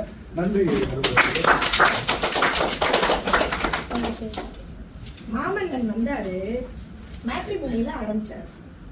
அதாவது எல்லாம் இந்த காலத்துல மேட்ரிமோனியில கூட நம்ம பெண்களை வந்து எப்படி தேர்ந்தெடுக்கிறாங்க, பெண்கள் ஆண்களை எப்படி தேர்ந்தெடுக்கிறாங்க, நிச்சயிக்கப்பட்ட திருமணத்திலையும் நாங்க வரிசையா கணக்கு போட்டு தேர்ந்தெடுத்துதான் பெண்களை வந்து தேர்ந்தெடுக்கிறோம் அப்படின்னு சொன்னாரு. சிவாஜி வந்து ஒரு படத்துல சொன்னார்ல, காதலே போ அந்த மாதிரி உங்க காதல் திருமணம்லாம் இருக்குன்னு அவர் சொல்றாரு. அதை வந்து குறிப்பிட்டு வேற சொல்லிட்டாரு. நீங்க இந்த புஜிமா பட்டுமான்னு சொல்றதெல்லாம் என்னமோ ஒரு வார்த்தை சொன்னாரு, நான் குறிச்சு வச்சிருக்கேன், அதை மேடை நாகரிகம் கருதி நான் சொல்லுவேன். காதல் பிசாசு ராட்சசின்னு நீங்க எல்லாமே அந்த கேட்டகரியிலேயே இருக்கீங்கன்னு சொல்றாரு. அதாவது 20-25 ஆண்டுகளுக்கு பின்னாடியே இருக்கீங்களாம். வாங்கப்பா ஜென்சி உலகத்துக்கு வாங்கப்பாங்கிறாரு. அதுக்கப்புறம் ஸ்டார்ட் அப் பிரேக்கப் ரிப்பீட், இதை நான் முதல்லயே சொன்னேன் இல்லைங்களா. அந்த காலத்துலதான் இன்னைக்கு காதல் திருமணம் இருக்குன்னு அவர் சொல்ல வர்றாரு. அது மட்டுமா, காதல் திருமணத்துல விட நிச்சயிக்கப்பட்ட திருமணத்துல எப்ப பொண்ணை பாக்குறாங்கன்றத நேரம் கடந்துதான் சொன்னாரு. ஆனா அதுக்கு முன்னாடி மாமனாரை தான் முதல்ல பார்ப்பாங்களாம். அது எனக்கு ரொம்ப பிடிச்சிருந்துச்சு. அதாவது என் கண்ணையே உங்ககிட்ட ஒப்படைக்கிறேன் அப்படின்ற மாதிரி. அடுத்தது அத்தைமார்கள்லாம் வந்து பாராட்டுவாங்களாம் மாப்பிள்ளைய. அது வேற விதத்துல சொன்னாரு. நிறைய சென்சார் பண்ண வேண்டிய விஷயங்கள் இருக்கு, அதனால நம்ம நேரா விஷயத்துக்கு வந்துருவோம். அப்புறம் மாமியார்கள்லாம் சாட்ஜிபிட்டிக்கு பொருத்தமா இருக்காங்க, நமக்கு வாய்ந்த அடிமை அப்படின்னு நிச்சயிக்கப்பட்ட திருமணத்துல இருக்காங்க. இருந்தாலும் கடைசியா அவர் சொல்ல வந்தது, அந்த பெண் வந்து வரும்பொழுது பெண் பார்க்கும் படலத்துல ஹார்ட் பீட் அப்படியே இன்க்ரீஸ் ஆகும் அப்படின்னு சொன்னார் பாருங்க. அது அருமை. அது அனுபவித்தவர்களுக்கு தான் அது ஒரு அருமை தெரியும். அந்த மாதிரி நீங்க எப்படி சொன்னீங்களோ ஹார்ட்ல தான் எங்க காதல் ஆரம்பிக்குதுன்னா, அந்த மாதிரி அந்த ஹார்ட் பீட்டோட ஆரம்பத்திலேயே சிறப்பா இருக்கும்ட்டாரு. கடைசியா கேட்டுட்டாருங்க, ஜானு வேணுமா ராமுவா இருக்கணுமான்னு கேட்டுட்டாரு. ஸோ இது வரைக்கும் வந்த பேச்சாளர்கள் எல்லாரும் அவங்களுடைய பேச்சை ரொம்ப சிறப்பா, ரொம்ப நகைச்சுவையோடும் அழகான பாடல்களோடும் கவிதை, திருக்குறள் அப்படின்னு கொண்டு வந்து காட்டிட்டீங்க. இப்ப என்னுடைய வேலை, இதற்கு நான் தீர்ப்பு சொல்லணும். அதாவது ரொம்ப அழகான தீர்ப்பு சொல்லணும்னு நான் நினைக்கிறேன். ஆனா அந்த அழகான தீர்ப்புக்கு நமக்கான கருத்துக்களை நம்ம வந்து கொண்டு வரணும் இல்லையா? அதாவது சுபாஷினி ஆரம்பிக்கும் போதே ரொம்ப சிறப்பா அவங்க சொன்னதுல எனக்கு ரொம்ப பிடிச்ச சில விஷயங்கள் என்னன்னா, காதல் வந்து ஒரு காதல் பறவை, காதல் பிசாசு, அது மட்டுமா பேபி புஜிமா, அந்த பேபி புஜிமா எங்கேயுமே உடனே அந்த 3 பேரும் அந்த மாதிரி எல்லாம் சொல்லுவாங்க. ஹாப்பி வைஃப் ஹாப்பி லைஃப், அழகான மனைவி அன்பான துணைவி, இந்த மாதிரி எல்லாம் வரும். அதே மாதிரி ரீல்ஸ் எடுக்கிறப்ப நம்ம வந்து காதல் திருமணம், இந்த காலத்துல இந்த சென்சி காலத்துல ரீல்ஸ் எடுக்கிறவங்க எல்லாம் காதல் திருமணம் பண்ணவங்க தான் விதவிதமா போட்டோ போட்டுவாங்க, போஸ்ட் கொடுப்பாங்க. அவங்க டெய்லி அவங்க டிபில எல்லாம் போடுறாங்க. அதை தான் அவங்க சொல்ல வராங்க. அது மாதிரி சிறப்பா இருக்குன்னு சொன்னாங்க. ஆனா அவங்களுக்கு எதிர்த்து பேசிய நம்ம மகேஷ் அவர்கள் வந்து ரொம்ப சிறப்பா நிச்சயிக்கப்பட்ட திருமணத்தினுடைய முக்கியத்துவத்தை சொன்னாங்க. அதனால 24 மணி நேரம் நீங்க ரகசியமே குசு குசுன்னு பேசுனீங்கன்னா எப்பங்க நீங்க வாழ்க்கையில மகிழ்ச்சியா இருப்பீங்கன்னு அவருக்கு நல்லா சிறப்பா ஒரு கேள்வி கேட்டார். அது மட்டுமா திருக்குறளை வந்து மேற்கோள் காட்டினார். அதாவது நிச்சயிக்கப்பட்ட திருமணத்துலதான் மனைவி ஒரு குடும்பத்தை எப்படி நடத்த வேண்டும், அதாவது திருமண வாழ்வில் அந்த வாழ்க்கையை எப்படி நடத்த வேண்டும் அப்படிங்கிறத ஒரு மனைவி கொண்டு போய் அந்த வாழ்க்கையை சிறப்பா நடத்துவாங்க, அங்கதான் மகிழ்ச்சி இருக்கு அப்படின்னு சொன்னாங்க. அது மட்டும் இல்லாம பெண்களை வந்து இப்பெல்லாம் காட்சி பொருளா பாக்குறீங்க, அப்படி இருக்காதீங்க, அது வந்து நிச்சயிக்கப்பட்ட திருமணத்துல கிடையாது, அவங்களுக்கு நாங்க மதிப்பு கொடுப்போம் அப்படின்னு சொல்றாரு. அவங்களுக்கு பதில் சொல்ல வந்த நம்ம ஹேமா என்ன சொன்னாங்க, அவங்க வகை வகையா அடுக்குனாங்க, அதை நம்ம மறக்கவே முடியாது இல்லையா? அவங்க ரொம்ப சிறப்பா பேசினாங்க. 1000 வாட்ஸ் பல்பு மாதிரி எரியுமா காதல் திருமணம் பண்ணவங்களோட வாழ்க்கை. ஏன்னா அவங்க நிச்சயிக்கப்பட்ட திருமண வாழ்க்கை பண்ணியிருக்காங்க. அது நம்ம குறிப்பிட்டு நோட் பண்ணிக்கணும். அதுலயும் அவங்க முக்கியமா சொன்னது இந்த பல்லு விளக்கிட்டு பிரேக்ஃபாஸ்ட் சாப்பிட்றதா, பிரேக்ஃபாஸ்ட் சாப்பிட்டுட்டு பல்லு விளக்குறதா அப்படிங்கிறது. அப்புறம் காய்கறி வாங்குறதுல உடைய முக்கியத்துவத்தை சொன்னாங்க. ஆக மொத்தம் திருமணமானவங்க எல்லாரும் காய்கறி வாங்குறதுல முக்கியத்துவம் காட்டியிருக்கீங்க. அது எனக்கு ரொம்ப சிறப்பா தெரியுது. அதாவது காதல் திருமணத்துல மகிழ்ச்சி ரொம்ப அதிகமா இருக்குன்னு அவங்க கொண்டு வந்து நிப்பாட்டுறாங்க. ஆனா அதற்கு பதில் கொடுத்த இந்திரா சரவெடி வெடிச்சிட்டாங்க. சரவெடி 1 2 இல்ல, சரவெடி. எப்படி அவங்க சொன்னாங்க, நீங்க வரிசையா போய் தான் சொல்றீங்க, நீங்க சொல்றதுல எதுலையுமே உண்மையே இல்லை. அதுவும் இல்லாம எதிர்பார்ப்புகள், நம்மளுடைய கல்யாணத்துக்கு திருமண வாழ்க்கைக்கு தேவையான எதிர்பார்ப்புகள் எங்க இருக்கு, அது எங்க பூர்த்தி அடையுது அப்படின்னா அது நிச்சயிக்கப்பட்ட வாழ்க்கையில தான் அப்படின்னு சொன்னாங்க. அதே மாதிரி அந்த 4 பேருக்கு பிரியாணி போடுறது ரொம்ப முக்கியமான பாயிண்ட். நீங்க 4 பேருக்கு மட்டும்தாங்க பிரியாணி போடுறீங்க, நாங்க ஊருக்கே பிரியாணி போடுறோம்ங்கிறாங்க. அப்போ அதெல்லாம் நம்ம கொஞ்சம் யோசிக்க வேண்டிய விஷயமா இருக்குங்க. ஆமா இல்ல, கொஞ்சம் யோசிக்கணும். அதுக்கப்புறம் அவர்களுக்கு பதில் சொன்ன தமிழ்ச்செல்வன் வந்தாரு. 1000 போய் சொல்லி நீங்க கல்யாணம் பண்ணணும்னு நினைக்கிறீங்க, நாங்க ஒரு சில போய் தாங்க சொல்றோம் அப்படின்னு சொல்றாரு. ஹார்ட் பீட் வந்து அப்படி ஆரம்பிக்கிறான் காதல் திருமணத்துல. தியாகம் செஞ்சே நீங்க உங்க வாழ்க்கைய வந்து வீணடிக்கிறீங்க அப்படிங்கிறாரு. ஆனா எனக்கு இதுல ஒரு பெரிய சந்தேகம், நீங்க காதல் திருமணம் தானே பண்ணீங்க? ஆமா, அது ரொம்ப டவுட்டா சொல்றேன். ஆரம்பத்துல அப்படித்தான், அதாவது பக்குவமா காதல் திருமணம் பண்ணாங்களாம், சுதந்திரமா வாழ்றாங்க. ஆனா நிச்சயிக்கப்பட்ட திருமணத்துல அது இல்லைன்னு சொல்ல வராரு தமிழ்ச்செல்வன்.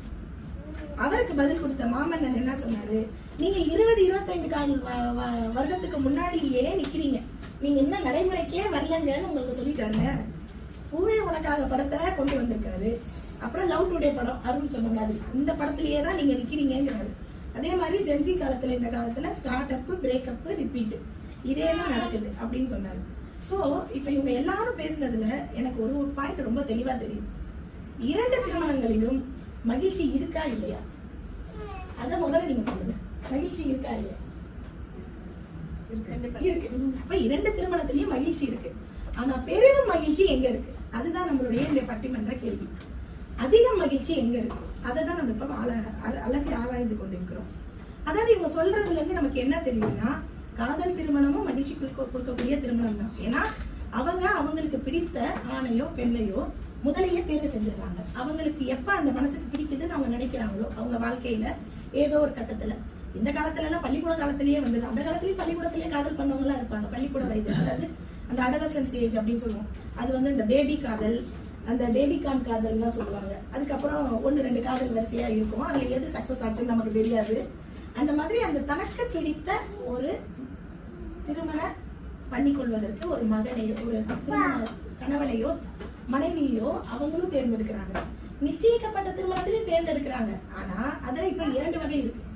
சில நிச்சயிக்கப்பட்ட திருமணத்துல பெற்றோர்கள் தேர்ந்தெடுக்கிறாங்க. ஆனா எல்லா நிச்சயிக்கப்பட்ட திருமணமும் அப்படி இல்லை. இப்ப நம்ம மாமன்னன் சொன்ன மாதிரி இன்றைய சூழ்நிலையில நிறைய மேட்ரிமோனி வெப்சைட்ஸ் வந்திருக்கு. நிறைய கல்யாண மாலை அந்த மாதிரி நிகழ்வுகள்லாம் நடத்தி அந்த மணமகனையும் மணமகளையும் பேச வைக்கிறாங்க. அங்கேயும் ஒரு புரிதல் வருது, இல்லைன்னு யாரும் சொல்ல முடியாது. ஆனா எங்க அந்த புரிதல் வந்து தொடர்ந்து இறுதி அவங்களுடைய வாழ்க்கையில தொடர்ந்து அவங்க அதை எடுத்துட்டு போறாங்க, வாழ்க்கை முழுதும் அந்த மகிழ்ச்சியை எங்க எடுத்துட்டு போறாங்க, எந்த திருமணத்துலங்கிறது தான் இப்போ நம்மளோட கேள்வி இல்லைங்களா? அப்ப நிச்சயிக்கப்பட்ட திருமணத்துல உங்களுக்கு அந்த மணமகனும் மணமகளும் அவங்க பேசிக்கிற காலங்கள் இன்னைக்கும் கூட இப்ப டேட்டிங் எல்லாம் பண்றாங்க. அது இல்லைன்னு யாரும் சொல்ல முடியாது. நிச்சயிக்கப்பட்ட திருமணத்துல மேட்ரிமோனியில செலக்ட் பண்ற ஆணும் பெண்ணும் டேட்டிங் போறாங்க. இன்னைக்கு வந்து டேட்டிங் பண்றது தவறில்லைன்ற அளவுக்கு நம்ம காலகட்டங்கள் வந்துருச்சு ஜென்சி உலகத்துல இன்றைய சூழல். அப்ப அவங்க அங்க பேசி அவங்களுக்கான புரிதலை கொண்டு வந்துக்கிறாங்க. காதல் திருமணத்துல மட்டும்தான் புரிதல் இருக்கா அப்படின்னா இல்ல. நிச்சயிக்கப்பட்ட திருமணத்திலும் புரிதலுக்கு பின் திருமண வாழ்க்கையில் உள்ள நுழைந்து அவங்க வாழ்க்கையை தொடர்றாங்க. காதல் திருமணத்திலும் இருக்கு. ஆனா இவங்க சொல்ல வர்றது என்னன்னா, நீங்க காதல் செய்யறப்ப உங்களுக்கு கண்ணே தெரிய மாட்டேங்குது, ஏகப்பட்ட பொய்களை நீங்க அடுக்கி விடுறீங்கன்னு சொல்றாங்க. ஆனா நிச்சயிக்கப்பட்ட திருமணம் எப்படி இருக்குன்னு இவங்க சொல்றாங்க, நீங்க எல்லாம் கல்யாணம் பண்ணி முடிச்சுட்டு வேலை செய்யறதுக்கே உங்க வாழ்க்கையை நீங்க வீணடிக்கிறீங்கன்னு சொல்றாங்க. இதுல இருந்து நமக்கு என்ன தெரியுது? 2 மனம் ஒன்று சேரணும். 2 பேரும் சொன்னாங்க பாத்தீங்களா, ஹார்ட் பீட். அந்த ஹார்ட் எங்க அடிக்குது, உன் மனசு என்ன சொல்லுதுடா அப்படின்னு கேட்பான்ல அந்த படத்துல. அவங்க பேர் என்ன, ஜெசின்னு சொல்லுதா. அந்த ஜெசின்னு சொல்லும் பொழுது அந்த படத்துல கூட பாத்தீங்கன்னா அந்த பெண் வந்து அந்த காதலன் வந்த உடனே தனக்கு இருக்க வேண்டிய கல்யாணத்தையே நிப்பாட்டிடுவாங்க. தானே நிப்பாட்டிடுவாங்க அந்த கல்யாணத்தை, எனக்கு இந்த பையனை கல்யாணம் பண்ண விருப்பம் இல்லை அப்படின்னு சொல்லி. ஆனா இறுதியில அந்த காதல் சேர்ந்தவரை திருமணம் பண்ணாங்களா அப்படின்னா அது ஒரு பெரிய கேள்வி. கடைசியில பண்ண மாட்டாங்க அந்த படத்துல. அது திருமணம், அது வந்து திரைப்படத்துல. ஆனா காதல் செஞ்சவங்க எல்லாரோட வாழ்க்கையும் திருமணத்தில் போய் முடியும் பொழுது அந்த மகிழ்ச்சியை அவங்க கையோட எடுத்துட்டு போறாங்க. தொடர்ந்து அவங்க திருமண வாழ்க்கை மகிழ்ச்சியா இருக்குதான்றது எப்ப வரும்? அந்த புரிதல்ன்ற ஒன்று இருந்தாதான். அந்த காதல் செய்யும் பொழுது இருக்கும் அந்த புரிதல் தொடர்ந்து இருந்தாதான் அந்த வாழ்க்கை மகிழ்ச்சியோட இருக்கும். அதே மாதிரிதான் நிச்சயிக்கப்பட்ட திருமணத்திலும் என்னதான் திருமணத்துக்கு முன்னாடி பேச வாய்ப்பு இருந்தாலும் சரி, வாய்ப்பு இல்லைனாலும் சரி, திருமணத்துக்கு பிறகு அவங்க ஒருத்தருக்கு ஒருத்தர் பேசி புரிந்து கொண்டு அவங்க வாழ்க்கைய மகிழ்ச்சியோட எடுத்துட்டு போகணும். அங்க என்ன தேவை? 2 திருமண வாழ்க்கையிலும் விட்டு கொடுத்தல். முதல்ல கேள்வி கேட்டீங்கல்ல, அதுக்கு நான் அப்பவே பதில் சொல்லிட்டேன். விட்டு கொடுக்கும் பொழுதுதான். அப்போ ஒரு திருமண வாழ்க்கையில் மகிழ்ச்சி எங்க இருக்கும்னா எப்ப இருக்கும் அப்படின்னா விட்டு கொடுக்கும் பொழுதுதான் இருக்கும். அதே மாதிரி ஒருத்தருக்கு ஒருத்தர் புரிந்து கொள்ளும் பொழுதுதான் இருக்கும். அந்த புரிதல் அது காதல் திருமணமாக இருந்தாலும் சரி, நிச்சயிக்கப்பட்ட திருமணமாக இருந்தாலும் சரி, பெரும் மகிழ்ச்சி என்பது அந்த வாழ்க்கையில் அவர்கள் விட்டு கொடுக்கும் பொழுதும் ஒருவருக்கொருவர் புரிந்து கொண்டு மன சங்கடங்கள் இருந்தால் அதை தீர்த்துட்டு அதுக்கு பேர் எடுத்துக்கலாம். நீங்க 1 நாள் எடுத்துக்கோங்க, 2 நாள் எடுத்துக்கோங்க, சண்டை போடுங்க. சண்டை போடுறது தவறே கிடையாது. ஆனா எவ்வளவு சீக்கிரம் அதை முடிச்சுக்கிறீங்களன்றதுலதான் இருக்கு.